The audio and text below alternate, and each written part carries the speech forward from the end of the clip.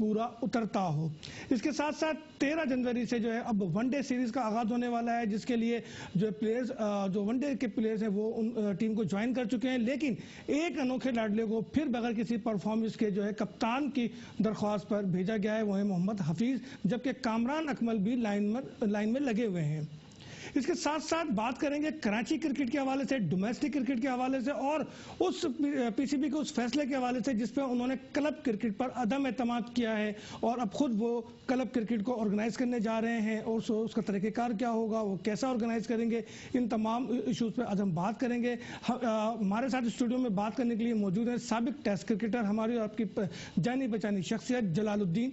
जलाल भाई, आपको अपने प्रोग्राम में खुशामदीद कहते हैं। Thank you. इसके साथ साथ हमारे साथ मौजूद हैं कराची सिटी क्रिकेट एसोसिएशन के ज्वाइंट सेक्रेटरी, जो कि केसीसीए के तर्जुमान भी कहलाते हैं, जमील अहमद।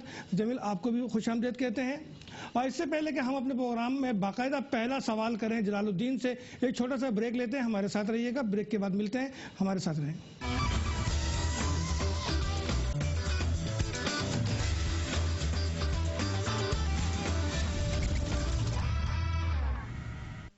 वेलकम बैक नाज़रीन। ब्रेक पे जाने से पहले हम बात कर रहे थे सिडनी टेस्ट की और दौरा ऑस्ट्रेलिया की। हमारे साथ स्टूडियो में मौजूद है साबिक टेस्ट क्रिकेटर जलालुद्दीन। जलाल भाई, क्या यही कुछ होता है ऑस्ट्रेलिया में हमारे साथ? जो पिछला हमारा हिस्ट्री है उसमें तो कभी भी बहुत अच्छी परफॉर्मेंसेस इस सीरीज में नहीं रही जो कि ऑस्ट्रेलिया का टूर होता है, और इस दफ़ा भी कुछ इसी तरह का हुआ कि जो एक्सपेक्टेशन थी उससे बहुत ही नीचे आके परफॉर्मेंस दी है पाकिस्तान, ख़ास तौर से बॉलर्स को मैं कहूँगा। अमूमन हमारी बॉलिंग वहाँ चला करती थी और इस दफ़ा बॉलिंग भी काफ़ी एक्सपोज हुई है, क्योंकि जिस तरह से उन्होंने रन्स बनाए हैं और उससे लगता ऐसा था कि मीडियोकर बॉलिंग हमारी नज़र आ रही थी।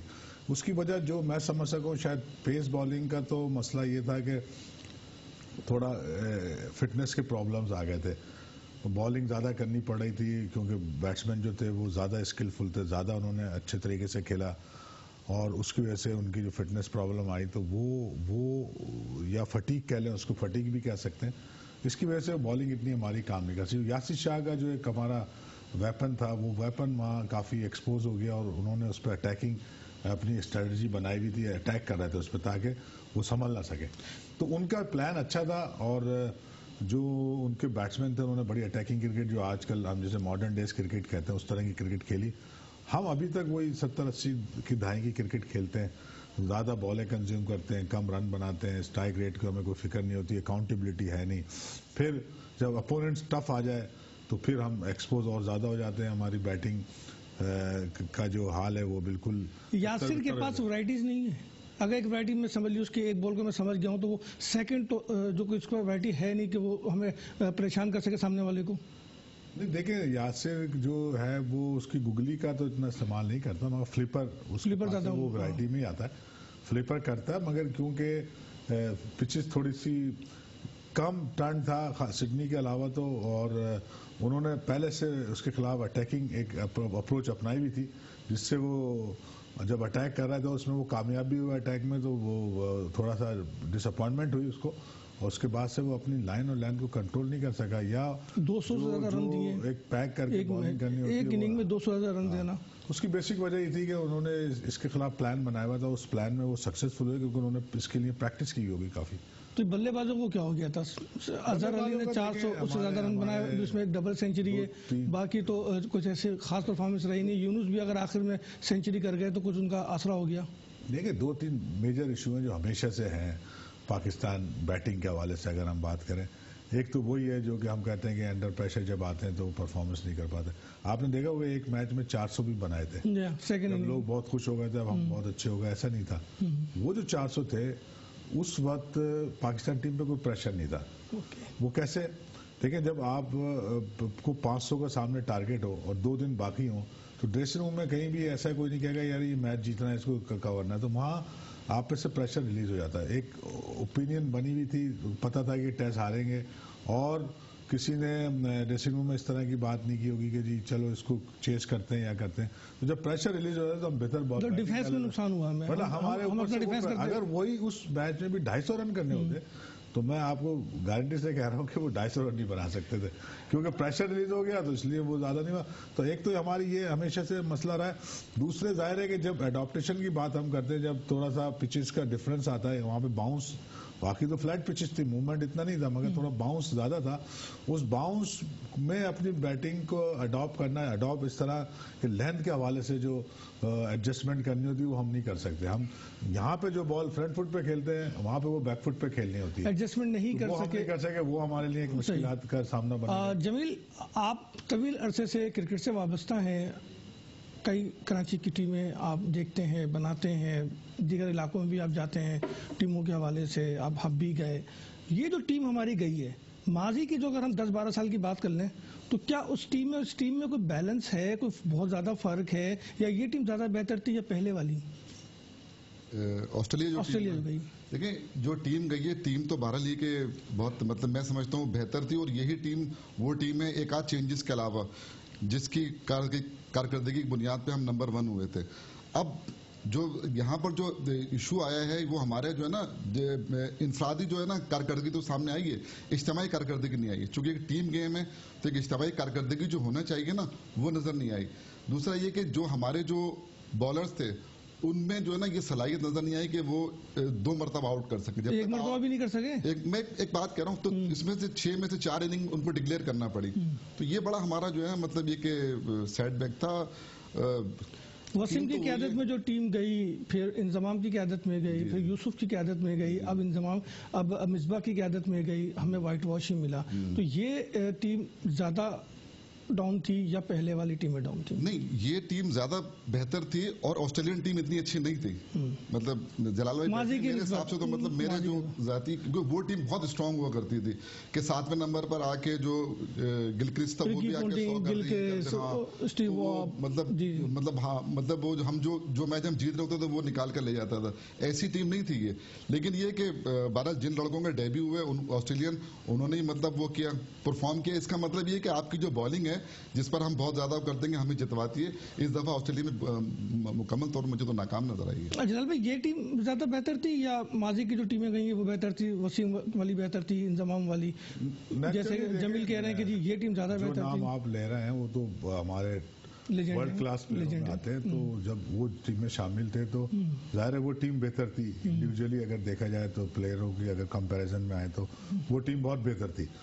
मगर हमेशा से हमने देखा है कि वहाँ आपको मुश्किलात आती हैं। अच्छा, यहाँ पे सिर्फ ये एक एडवांटेज था हमें इस वाले सीरीज में कि उनकी टीम भी इतनी एक्सपीरियंस नहीं थी, माजी की निस्बत वो कमजोर टीम थी, स्ट्रांग नहीं थी, और अभी वो साउथ अफ्रीका से हारे भी थे।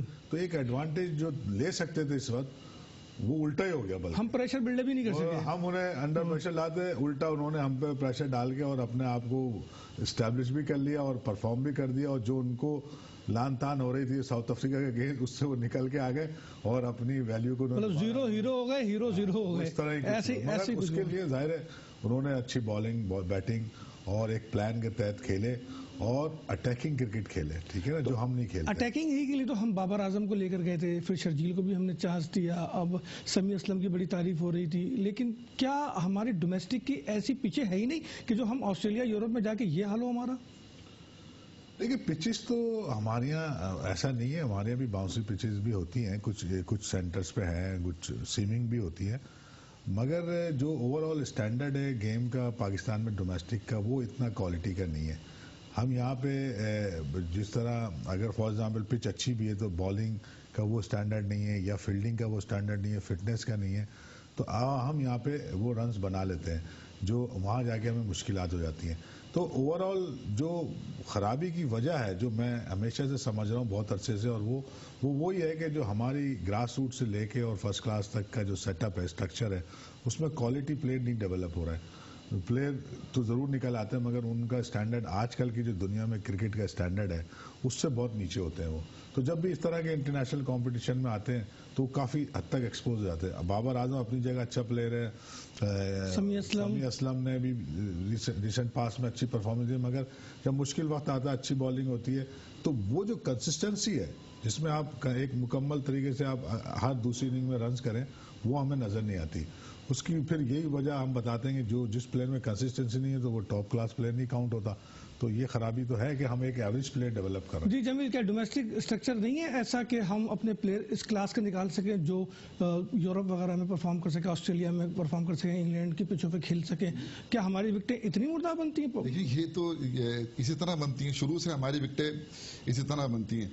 बस ये है कि थोड़ा सा जो हमारा फॉर्मेट है वो मतलब एक उस पर रहे, बार बार चेंज ना हो। जैसे 2 साल से एक ही फॉर्मेट से हम खेल रहे हैं, इसको थोड़ा सा वक्त अगर दिया जाए।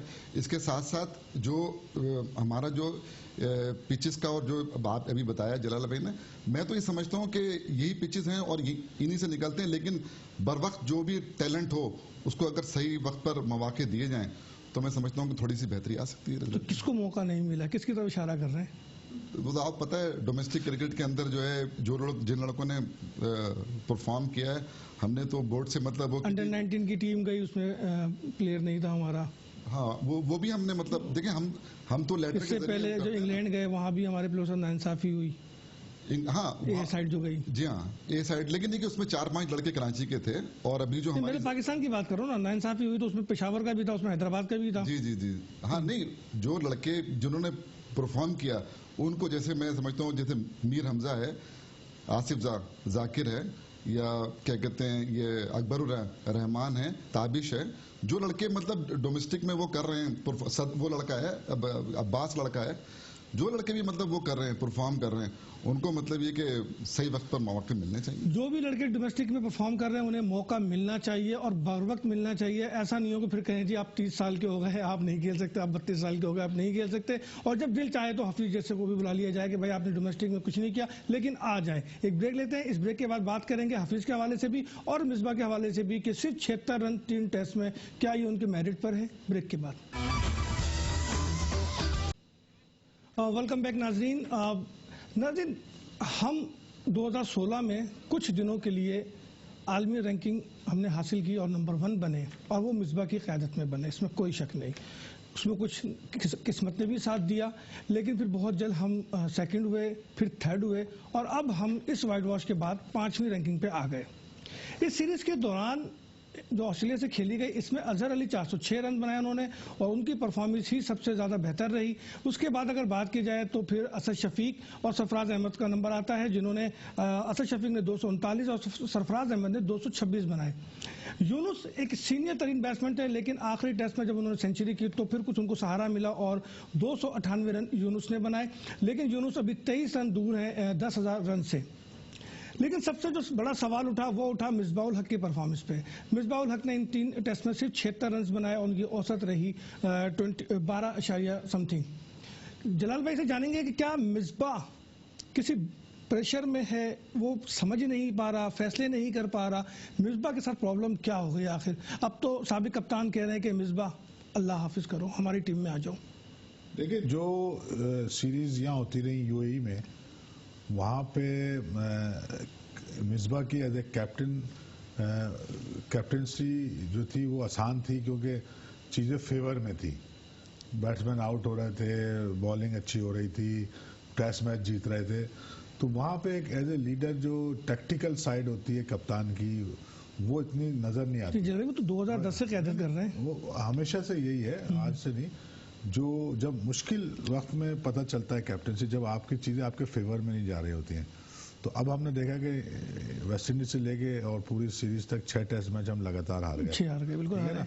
तो ये एक ऐसी चीज़ थी जो उनकी कैप्टनसी के हवाले से जब मुश्किल वक्त आता है तो फिर पता चलता है उनके फैसले कैसे। तो वो फैसले हमें इतने अच्छे नज़र नहीं आए, चाहे वो बॉलिंग चेंज के हवाले से हो या टीम सिलेक्शन के हवाले से हो या जो बॉलिंग चेंज के हवाले से, वो हमने देखा कि वो उसमें अपनी गलती का एतराफ तो वो खुद भी कर रहे हैं। ठीक है, दूसरे आ जाए उनकी अपनी बैटिंग फॉर्म जो उन्होंने रन्स नहीं बनाए। देखिए वो जब यहाँ से वहाँ गए, खासतौर से न्यूजीलैंड में जहाँ पे स्विमिंग पिचेस थी, वहाँ क्योंकि वो टेक्निकली इतने साउंड नहीं है, वहाँ पे उन्हें मुश्किल हुई। जब एक दफ़ा उनकी फॉर्म खराब हुई, उन पर थोड़ा सा प्रेशर आया, तो अब क्योंकि आप जब लेट एज में आ जाते हैं तो आपको कम बैक करना इतना जल्दी आसान नहीं होता है, यानी आप वापस अपनी फॉर्म में आना मुश्किल। अगर चल रही है फॉर्म तो चल रही है, तो उसमें तो इतना फर्क नहीं। जब एक दफ़ा ख़राब होती है, किसी भी वजह हो सकती है, वहाँ की कंडीशन की वजह से हुई, 2 इनिंग ख़राब हो गई, तो जो प्रेशर बना उसके बाद कमबैक बड़ा मुश्किल हो जाता है, और वही हुआ एक्चुअली कि न्यूजीलैंड में तो पिचेस का बिहेवियर बहुत ही ज़्यादा बॉलिंग के फेवर में था। यहाँ पे वो 2 टेस्ट हार के आया, फिर यहाँ पे पिचेस उससे बेहतर थी, मगर यहाँ पे बॉलर इनके ज़्यादा तगड़े। लेकिन ये जो लोग मिसबा वो एक जो अपोनेंट था वो काफ़ी टफ मिला, फॉर्म उनकी थोड़ी ख़राब हुई थी, वो कमबैक नहीं कर सके, और फिर कप्तानी का प्रेशर आ गया उन पर। मिसबा को यकीनन उन्होंने उसकी परफॉर्मेंस है, उसकी सर्विसेज है, लेकिन जहाँ तक इस सीरीज की वाइट वॉश की बात है तो वसीम अकरम और इंजमाम और फिर यूसुफ, इनके दौर में भी हमने वाइट वॉश हमें मिला है। लेकिन वो कप्तान जो 9 टेस्ट खेले, कप्तानी में 9 टेस्ट खेले, 2 जीते 6 हारे 1 ड्रॉ हो जाए और नाकाम तरीन कप्तान साबित हो पाकिस्तान की तरफ से, वो अगर वो ये बोलता है कि मिसबा रिटायर हो जाओ, तो क्या ये कोई अखलाकी जवाब बनता है उसके कहने का? ये कंपैरिजन तो खैर आपने किया हुआ है, मुझे नहीं पता, मगर ये जरूर है कि एक प्लेयर ने एक सही वक्त पे अगर वो फैसला कर ले तो वो हमारे प्लेयर के लिए अच्छा होता है। वो करना फैसला जाहिर है खुद है, वरना फिर अल्टीमेटली वही होगा कि निकाले जाएंगे, जो यहाँ पे हमने देखा है अब तक। मेरा ख्याल है हार्डली कोई एक आध प्लेयर ऐसा कप्तान होगा जो अपनी मर्जी से गया, वरना सारे को वक्त ऐसे ही पड़ा कि उन्हें निकलना पड़ा।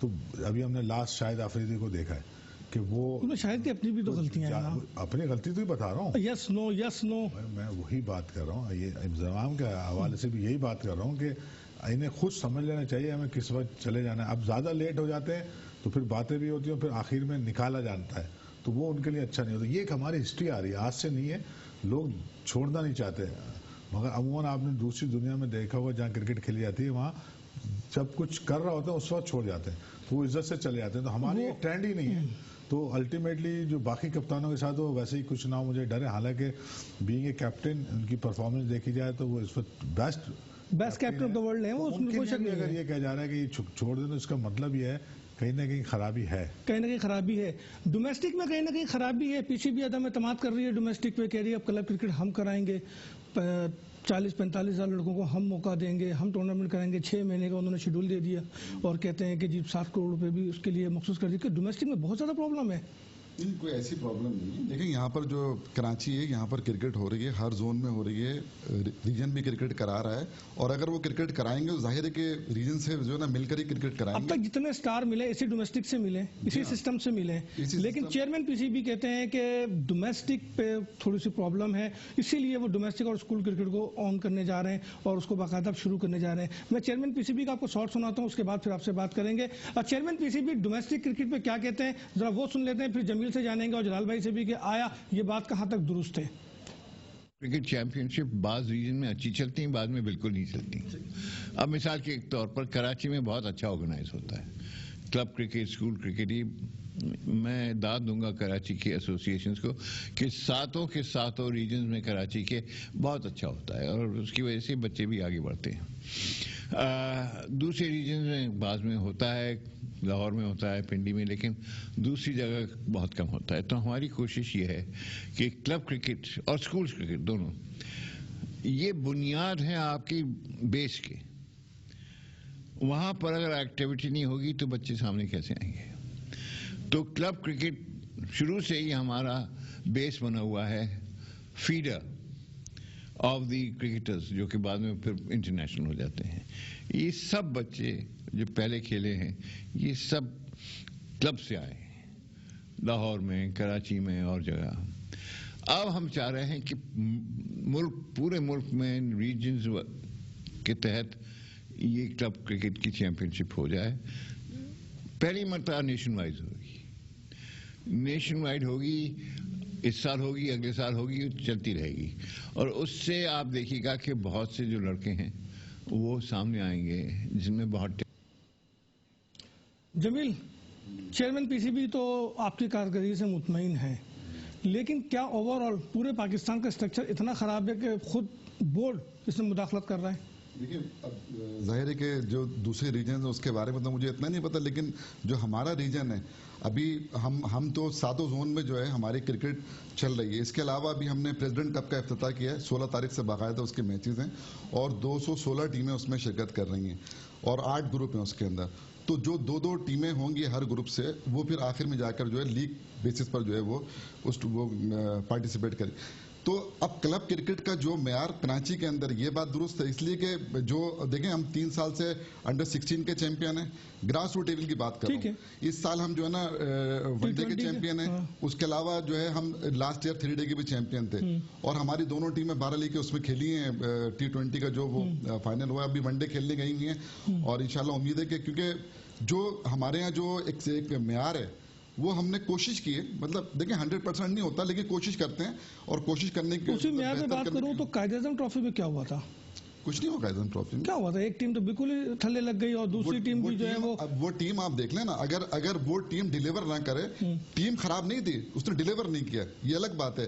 जिस टीम में खालिद लतीफ हो, खुर्रम मंजूर हो, समी हो, सऊद शकील हो, बांग्लादेश भेज दिया। नहीं देखें, वो तो 5 मैच के बाद गए ना, 5 मैच तो खेले, पहला मैच उससे पहले भी तो हारे हैं, जाने से पहले भी हारे और उसके बाद भी हारे। हाँ, मैं वही कह रहा हूँ ना कि देखिए ये लड़के तो सारे मतलब जितने भी थे, ये सारे जो है मतलब टॉप के 2 लड़के हमारे जो पाकिस्तान एक खेलने गए थे वो वापस आए, वो भी टीम में आए ना, जायद अली आया, सऊद शकील आया, ये तो टीम तो कहीं से भी बुरी नहीं थी, डिलीवर नहीं कर सकी। जिस तरह पाकिस्तान टीम डिलीवर नहीं कर सकी। जलाल भाई एग्री करते चेयरमैन साहब की बात पे?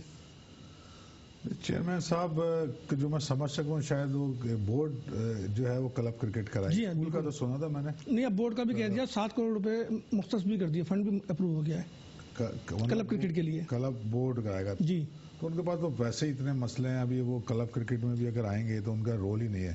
ठीक है, क्लब क्रिकेट तो या तो डिस्ट्रिक्ट का असल में उस पोर्टफोलियो में आता है, डिस्ट्रिक्ट कराती है, और हर डिस्ट्रिक्ट का अपना एक एस्टेब्लिशमेंट है, वो उसका काम है, ये उसको सपोर्ट जरूर कर सकते हो। दूसरे जो नेशनल लेवल तक की बात कर रहे थे क्लब क्रिकेट की, वो हमारे उसकी ज़रूरत नहीं है। देखिए हमारे यहाँ क्लब ज़्यादा रीजन तक होना चाहिए, उससे ज़्यादा क्लब की चैंपियनशिप की बात कर रहा हूँ, उससे ज़्यादा ज़रूरत ही नहीं हो।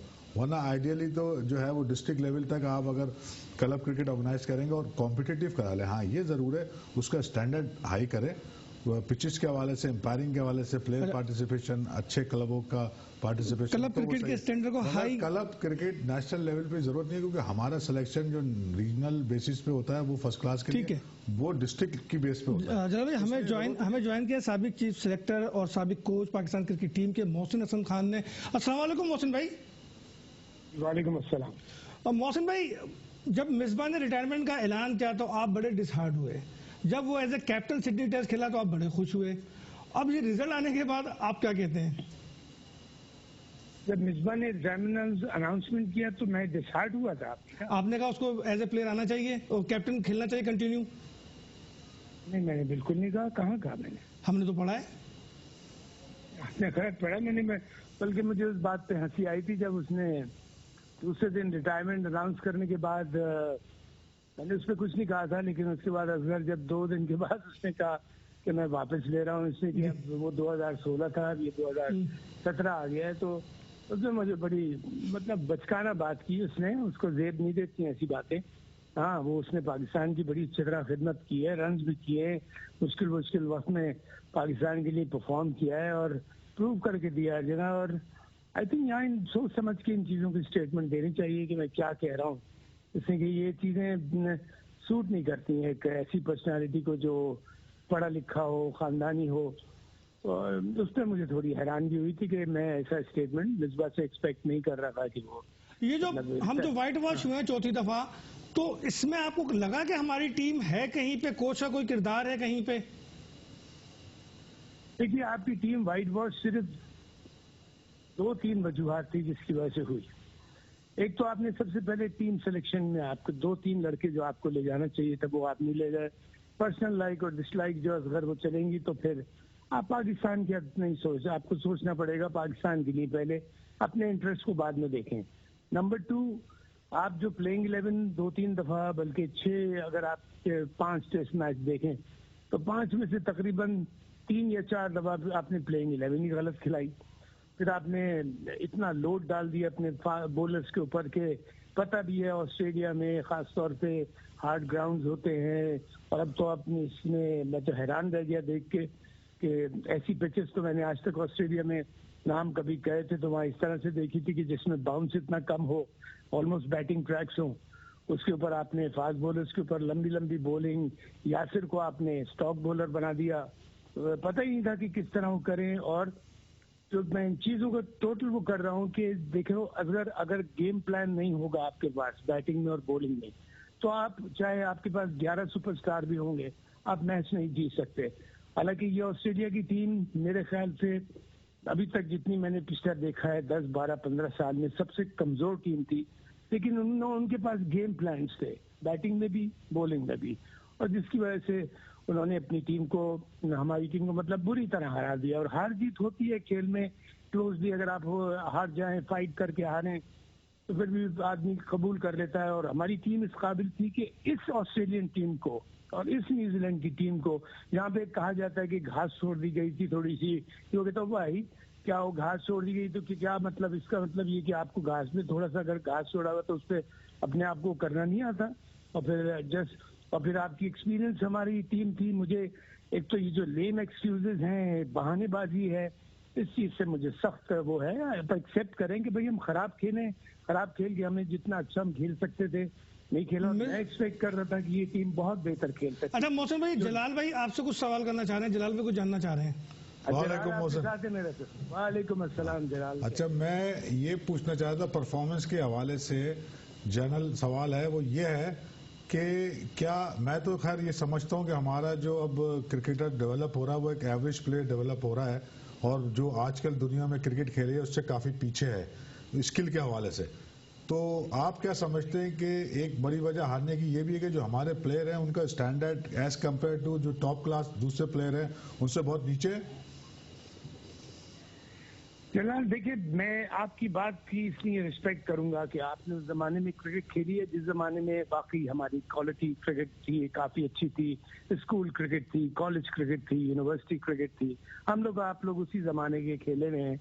तो लेकिन एक बात मैं जरूर कहूंगा जलाल कि अगर इसमें जो मैंने जो नोट किए बात की कि आपने नोट किया होगा कि आपको बैटिंग में कोई गेम प्लान नजर नहीं आ रहा, आपको बॉलिंग में कोई प्लानिंग नजर नहीं आ रही, चौथे पांचवें स्टंप पे बार बार बॉलिंग की जा रही है, पता नहीं जैसे पहले से ड्रेसिंग रूम में मैच हारे हुए थे। और ऑस्ट्रेलिया का आपको पता है, आप खेल चुके हैं कि ये ऑस्ट्रेलिया हुई, साउथ अफ्रीका, इनके ऊपर अटैक करना पड़ता है। अगर आप इनके ऊपर डिफेंस में चले जाएं तो ये आप पे हावी हो जाते हैं। और मैं समझता हूँ कि जलाल के, बिलीव मी नॉट, मैं भी ये फील करता हूँ कि अगर सही लोग इस टीम मैनेजमेंट में हों, और मैं एब्सेंस में भी कहता रहता हूँ कि अगर ये सही लोग हों तो यही लड़के जलाल बहुत अच्छी तरह खेल सकते हैं। इनको मेंटली टफ करना पड़ेगा। टैलेंट वाइज तो आपको और मुझको पता है कि एकेडमी तो आज भी कुछ बनी है, लेकिन कितनी एकेडमीज काम कर रही हैं। लेकिन पाकिस्तान में अल्हम्दुलिल्लाह, आप अपनी मिसाल ले लो, आप मेरी मिसाल ले लो, आप हमारे कितने वर्ल्ड क्लास क्रिकेटर्स की मिसाल ले लो कि जो कहीं से सीख के नहीं आए बल्कि इसी सरजमीन से पैदा हुए और अपने टैलेंट को लेकिन गाइडेंस मिल गई एक अच्छी, उस पर चल पड़े। बहुत शुक्रिया, बहुत शुक्रिया मोहसिन भाई, बहुत शुक्रिया, आपने टाइम निकाला। गो के मुझे मालूम है कि आपके घर में एक तकरीब चल रही है, लेकिन फिर भी आपने टाइम निकाला, बहुत शुक्रिया आपका। नाज़रीन, एक छोटा सा ब्रेक लेते हैं और ब्रेक के बाद यहीं से अपने प्रोग्राम को दोबारा शुरू करेंगे। हमारे स्टूडियो में मौजूद हैं जलालुद्दीन और जमील अहमद। छोटा सा ब्रेक। नाज़रीन, ब्रेक पे जाने से पहले हमारे साथ मोहसिन हसन खान टेलीफोन पर मौजूद थे, जिनकी गुफ्तगू आपने सुनी। जरा भाई, मोहसिन भी इस बात को एग्री करते हैं कि पाकिस्तान टीम के पास कोई प्लान नहीं था। बगैर प्लान के फिर हम आगे 5 वनडे है, कैसे खेलेंगे? वो ये बात कह रहे थे कि गेम प्लान के बगैर खेले, मगर ऐसा नहीं है। कोई ना कोई प्लान उन्होंने दिया, वो प्लान उनका सक्सेसफुल नहीं हो सका, ठीक है ना। बगैर प्लान को नहीं, क्योंकि पूरी टीम मैनेजमेंट तो वहाँ मौजूद है, ऐसा नहीं है।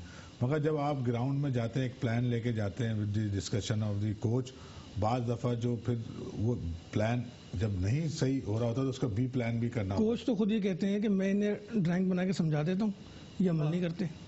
नहीं, वही मैं बता रहा हूँ कि जब आप एक देखें, हम कोई भी आप प्लान करेंगे, वो ज़रूरी नहीं कि वो बिल्कुल उस तरह इम्प्लीमेंट हो जाए या वो सक्सेसफुल हो, तो आपके पास दूसरा बी प्लान होता है। तो बी प्लान में तो डिसीजन वही लेना होता है कप्तान को। जैसे हमने पहले बात की, थोड़ी कप्तानी में भी हमें कमी नजर आई। प्लान तो ज़रूर होगा, मगर वो प्लान सक्सेसफुल नहीं हुआ। इसका मतलब उसमें जो प्लान बना था वो उसकी बेसिस सही नहीं थी, यानी कि वो जिस बेसिस पे बनाया था उसमें चाहे हमारे बॉलिंग को उन्होंने ज़्यादा कुछ समझ के बनाया था या जो भी बनाया था वो उस तरह डिलीवर नहीं कर सका, तो प्लान फेल हो गया। प्लान फेल हो हुआ गया। तो फेल के लिए आपको फौरन डिसीजन लेना और कप्तान ने कि दूसरा क्या प्लान है, शायद वो कमी नजर आई हमें। जमील, ये प्लान तो फेल हो गया, अब जो क्लब क्रिकेट का प्लान पीसीबी का है वो कामयाब हो जाएगा और फिर गवर्निंग बोर्ड ने इसकी मंजूरी भी दे दी है और गवर्निंग बोर्ड में कराची की नुमाइंदगी भी मौजूद है। जी हाँ, असल में बात यह है कि अभी तक जो है वो फॉर्मेट समझ में नहीं आ रहा ना कि पाकिस्तान क्रिकेट बोर्ड किस तरह क्लब क्रिकेट कराना चाहता है। इसलिए यहाँ पर जो है ना रजिस्ट्रेशन होती है क्लब्स की, जैसे हमारे यहाँ इस वक्त 216 क्लब जो है ना रजिस्टर्ड हैं, उन तमाम को तमाम हम खिला रहे हैं। मसला ये है कि जब तक वो सामने नहीं आएगा फॉर्मेट कि किस तरह कराना चाहता है, इसलिए कि रीजन के बगैर तो गवर्निंग बॉडी को तो यकीनन ब्रीफिंग दी होगी और उन्होंने आपको भी दी होगी। नहीं, अभी सिर्फ ये अनाउंस किया है कि इसके लिए 7 लाख रुपए मुख्तस किए गए, 7 करोड़ रुपए मुख्तस किए गए और 45,000 खिलाड़ी जो है इस पूरे क्लब क्रिकेट में जो है ना मतलब हिस्सा लेगा। इससे ज्यादा जो है कोई चीज अभी, अब जो इनका प्लान आएगा या जो लोग इन्होंने मतलब इसके लिए रखे हैं रीजन के बगैर, तो जाहिर है कि रीजन की तो अपनी एक रीजन के बगैर क्लब क्रिकेट जो है वो मुश्किल है, बहुत दुश्वारियां हैं। इन्हीं दुश्वारियों के पे बात करेंगे, लेकिन हमें टेलीफोन लाइन पे ज्वाइन किया है साजिद खान ने अमेरिका से। अस्सलाम वालेकुम साजिद। सलाम। साजिद कैसे हैं आप, खैरियत से हैं, ठीक ठाक हैं? अल्लाह ताला का शुक्र है अल्हम्दुलिल्लाह। जलाल भाई को और अपने दूसरे मेहमान को बहुत बहुत जमील अहमद बैठे हुए हैं। अच्छा, जमील भाई को बहुत बहुत सलाम। साजिद, आप तो खैरियत से हैं लेकिन टीम खैरियत से नहीं है। अल्हम्दुलिल्लाह, जैसे कि हमने और हमेशा कोशिश की है बैटो न्यूज चैनल ने क्रिकेट पर से बात करें, टेक्निकल अगर क्वालिफाइड कोच हमारे पास मौजूद है, फर्स्ट क्वालिफाइड कोच जलालुद्दीन हमारे साथ मौजूद है, केसीसी सीनियर आदमी हमारे साथ मौजूद है। सिस्टम में बड़ी खामियां हैं जला। अगर असगर भाई हम बात की जाए पाकिस्तान क्रिकेट टीम की, अगर बात करें 6 टेस्ट मैच मिर्जा की कप्तानी में पाकिस्तान हारा है, 6 टेस्ट मैच, आखिरी टेस्ट मैच 3 टेस्ट मैच में कोई भी बॉलर ऐसा नहीं था जो 5 विकेटें हासिल कर सके। ऑस्ट्रेलिया में जाके पिछले 2 साल से आमिर पाकिस्तान क्रिकेट टीम में मौजूद है, उसकी कारकर्दगी 0/0 है। हम और जलाल भाई जब क्रिकेट खेलते थे, नया गेंद पुराना गेंद जलालुद्दीन से पूछो किस तरह करा जाता था, कितनी मेहनत से टेस्ट कैप दी जाती थी, मगर अब तो कैप बांटी जाती है, लॉबी सिस्टम है, बोर्ड में 4-4 चेयरमैन है। क्रिकेट कहाँ जा रही है, सिस्टम आपका कहाँ जा रहा है, लाइकिंग डिसलाइकिंग का सिलसिला जारी है। असगर अजीम साहब, बात यह है टेस्ट मैच 6 टेस्ट मैच हारना और मिसबाह की कप्तानी सवालिया निशान बन गया। क्या पाकिस्तान इस तरह की क्रिकेट खेलना चाहता है? साजिद, अगर मिसबाह की कप्तानी सवालिया निशान है तो हमारे पास मुतबादिल क्या है, मुतबादिल कौन है हमारे पास, कौन करेगा क़यादत? असगर भाई इसमें कोई दो राय नहीं है। सरफराज आपके पास बेहतरीन चॉइस है, अजहर अली बेहतरीन चॉइस है, मगर आप एक चीज को गौर करें, समझें, ये मिसबाह की कप्तानी शो हो गई है। दुनिया के तमाम जो एक्स क्रिकेटर है, जिसमें जो भी एक्सपर्ट बात कर रहे हैं, उन्होंने बता दिया मिसबाह डिफेंसिव कप्तान है। आपने अपने घर में ग्रेटेस्ट प्लेयर अब बिल्कुल वो 303 घंटे क्रीज पे रहे और 36 रन बनाए और एक गलत शॉट खेल के आउट हो गए। आपकी बात से बिल्कुल इत्तेफाक करूंगा। असगर भाई, दूसरी छोटी सी बात ये है, 3 घंटे रहे, 4 घंटे रहे, बैड शॉट जो है ना क्रिकेट में, वो क्रिकेट का कत्ल कहते हैं। इस पूरी सीरीज में मिसबाह उल हक ने हमेशा बैड शॉट मारे। स्वीप मारते हैं तो फील्डर होता है, कैच हो जाता है, निकल के मारते पॉइंट पे आउट हो जाते हैं, मिड ऑफ पे आउट। साजिद, एक बात और जानेंगे आपसे, आपने इसी प्रोग्राम में एक पेशेंट गोई की थी कि 1 डे सीरीज में हफीज कमबैक करेंगे और हफीज का कमबैक हो गया। क्या हफीज का कमबैक बर वक्त है या कुछ और कहानी इसके पीछे कुछ और है? असगर भाई, इससे 2 राय नहीं है। मेरे साथ में सीनियर जलालुद्दीन साहब भी मौजूद है और हमेशा हमारे इस प्लेटफॉर्म से आपने हमने जो भी हमारे मेहमान आते पर्दा उठाया है अकायद तक है। और हफीज हुआ या अहमद शहजाद हुआ, ये खिलाड़ी टीम का हिस्सा है, मगर पाकिस्तान क्रिकेट टीम में गुरुबंदी इंतहाब है। आपके बॉलिंग कोच को क्रिटिसाइज नहीं कर रहा, आपने बॉलिंग कोच जो आपने रखा हुआ है अजहर महमूद, जो पाकिस्तान के हाई पेड 10 लाख रुपए ले रहे हैं, मगर उनको लड़कों को बॉलिंग करने की कोशिश नहीं कर रहे हैं, लेंथ और डायरेक्शन नहीं बता रहे। तो कहने का मतलब हफीज भी आएंगे, अहमद शहजाद भी आएंगे। इतनी कारकर्दगी मायूस करने के बाद तो आपको लेके आना पड़ेगा सीनियर खिलाड़ी को। बहुत शुक्रिया साजिद, बहुत शुक्रिया आपने हमें ज्वाइन किया, बहुत शुक्रिया। जलाल भाई, हफीज का कमबैक हुआ है। हफीज बॉलिंग एक्शन के बाद डोमेस्टिक में कोई परफॉर्मेंस नहीं दे सके, बॉलिंग के हवाले से बैटिंग भी उनकी औसत दर्जे की रही।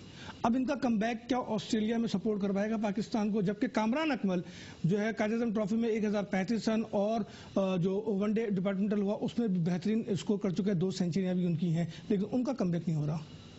देखिए भैया, आपने खुद ही ये बात बयान कर दी कि एक तरफ कामरान अकमल की परफॉर्मेंस, दूसरी तरफ हफीज की परफॉर्मेंस। जब हफीज बाहर हुए तो जिस वजह से बाहर हुए थे, बॉलिंग एक्शन उनकी फॉर्म थी, बॉलिंग एक्शन के बाद फॉर्म भी घुटने में तकलीफ आए थे, तो क्या वो चीज़ वो रिकवर कर गए हैं और अब वो फॉर्म तो उनकी हमें नज़र नहीं आई है।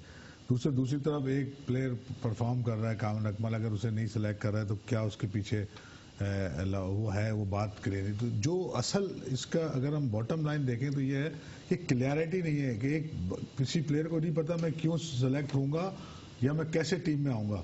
जो रन बना रहा है वो जा नहीं रहा, जो रन नहीं बना रहा वो खेल रहा है। तो ये जो पॉलिसी, विदाउट पॉलिसी जो सिलेक्शन कमेटी बनी हुई है, पिक एंड चूज पर जा रही है, जिसके पीछे ना वो जवाब दे सकते हैं कि हफीज को क्यों सिलेक्ट किया और कामन अकमल को क्यों नहीं किया, या XYZ और भी जो प्लेयर हैं उनके साथ, अभी 4-5 नाम लिए थे जो यंग जिन्होंने परफॉर्म किया है, ताबिश है, अकबर रहमान है, अब्बास है, ये सारे वो लोग हैं जो 5-6 का ग्रुप है जिन्होंने एक्स्ट्रा ऑर्डनरी परफॉर्मेंस। एक तो होती है ऑर्डनरी, वो तो चलो ठीक है, उसमें तो आप जस्टिफाई कर सकते हैं, मगर जो एक प्लेयर टॉप क्लास परफॉर्मेंस दे रहा है डोमेस्टिक में, तो उसको ना लेने की कोई ना कोई वजह होती है। चले एक कुछ तो ये हो सकता है कि अभी टीम में इनकी जगह नहीं, मगर एक परफॉर्मेंस बेस्ड भी टीम सेलेक्ट हो सकती है और उनको टूर ओवर कराया जा सकता है उनकी ग्रूमिंग के लिए।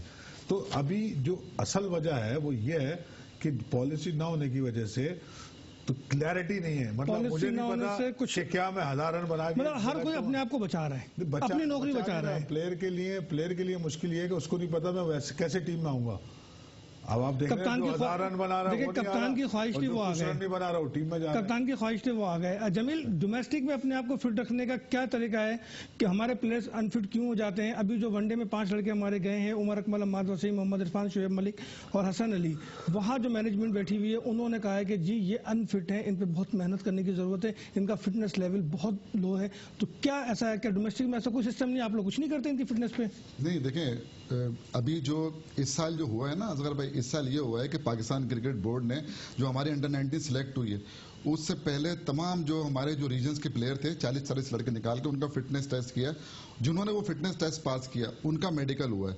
उसके बाद वो 25 लड़के जो है मेडिकल के बाद जो है वो क्लियर होके बोर्ड में गए, वहां से जो रिजल्ट आया उसके बाद टीमें बनी। तो फिटनेस पर पाकिस्तान क्रिकेट बोर्ड ने जो है ना इस साल खासतौर पर डोमेस्टिक में कोई सिस्टम है? 25 लड़के तो हो गए, लेकिन जो लड़के डोमेस्टिक खेलते हैं वो कंटिन्यू अपने आप को कैसे फिट रखते हैं? कोई सिस्टम आपने कोई कोर्स दिया हुआ है, आपने कोई डिजाइन किया हुआ है? देखिए, पाकिस्तान क्रिकेट बोर्ड की जानिब से यहाँ पर हमारे पास जो ट्रेनर हैं वो जो है मतलब जब ये टूर्नामेंट चलते हैं या उस दौरान जो है ना उनकी जो फिटनेस है उसका जायजा लेते हैं। लेकिन ये सिलसिला जो है ना पूरे साल होना चाहिए, एक पूरा वो होना चाहिए। जो लड़के मिसाल के तौर पर अंडर 16 है, 19 है या ये है, इनके जो 30 या 35 लड़के हैं आप अपनी सतह पे करेंगे इस सिस्टम को? बिल्कुल करेंगे, बिल्कुल करेंगे। जलाल भाई, 13 तारीख से जो अब वनडे शुरू होने वाला, टाइम बहुत कम है, क्या कैसे देख रहे हैं वनडे को, जबकि ये लड़के भी पहुंच चुके हैं, हफीज भी पहुंच चुके हैं, वहां पे ज्वाइन कर रहे हैं इनको? इनके जाने से कोई खास फर्क नहीं पड़ेगा टीम पर। जो हमने अभी देखा परफॉर्मेंसेस टेस्ट मैचेस में, उसको देखते हुए और जिस तरह ऑस्ट्रेलिया की टीम परफॉर्म कर रही है वनडे में, तो वो ज़्यादा ही बेहतर क्रिकेट खेलते हैं एज कम्पेयर टू, तो उसको देखते हुए कोई ऐसी होपफुल बात नहीं है। मैं नहीं समझता, डर लग रहा है कि ये वाइट वॉश वनडे में भी ना हो जाए। व्हाइट वॉश वनडे में भी ना हो जाए, यानी यूसुफ की क़यादत वाली चीज रिपीट ना हो जाए। यूसुफ की क़यादत में हमने व्हाइट वॉश तीनों फॉर्मेट में हुआ है। मैं तो अभी तो यहाँ 2 ही फॉर्मेट खेलेंगे, तीसरा तो है नहीं हमारे दो फॉर्मेट हो रहे थे। जलाल भाई कहते हैं कि जनाब 2 फॉर्मेट है इस टूर में और टेस्ट का रिजल्ट सामने आ चुका है। वनडे का जो है वो 13 जनवरी से शुरू होने जा रहा है। और अब जब यूसुफ की क़यादत में टीम गई थी लास्ट, तो उसमें हमने ये देखा था कि हम ना सिर्फ टेस्ट सीरीज हारे थे, हम वनडे सीरीज हारे थे, बल्कि एक T20 खेला गया था, हम वो भी हार गए थे। लेकिन मैं ये कहता हूँ कि मिसबाउल हक, जो मेरी अपनी जाती राय है, मेरे मेहमानों की राय अपनी जगह, लेकिन मिसबाउल हक पाकिस्तान टीम का असासा है, उन्हें थोड़ा सा मौका मिलना चाहिए अपने आप को कमबैक करने का, अपने आप को फॉर्म में लाने का, क्योंकि अभी उनकी क्रिकेट बाकी है। और वेस्ट इंडीज की सीरीज अगर वो खेलते हैं तो यकीनी तौर पर जो है हम इस बात को हतमी तौर पर तय कर पाएंगे कि आया मिसबा को जाना चाहिए या साबिक कप्तानों की टीम में शामिल हो जाना चाहिए। क्योंकि कई साबिक कप्तान इस वक्त मैदान में है जो ये कह रहे हैं कि मिसबा अल्लाह हाफिज करो, हमारे साथ आ जाओ। इसके साथ साथ सबसे बड़ा सवाल यह है कि यूनुस खान का मुस्तकबिल क्या होगा। यूनुस खान ने 3 टेस्ट में जो है सिर्फ 1 इनिंग में स्कोर किया है और अब उनको 10,000 रन मुकम्मल करने के लिए 23 रन की जरूरत है। तो यकीन यूनुस तो कहते हैं मैं 5 साल मजीद खेल सकता हूं, लेकिन फैसला बोर्ड को करना है और यूनुस खान के अपनी फॉर्म को देखते हुए बोर्ड ने क्या फैसला करना है। अगले प्रोग्राम तक हमें इजाजत दीजिए। अल्लाह हाफिज।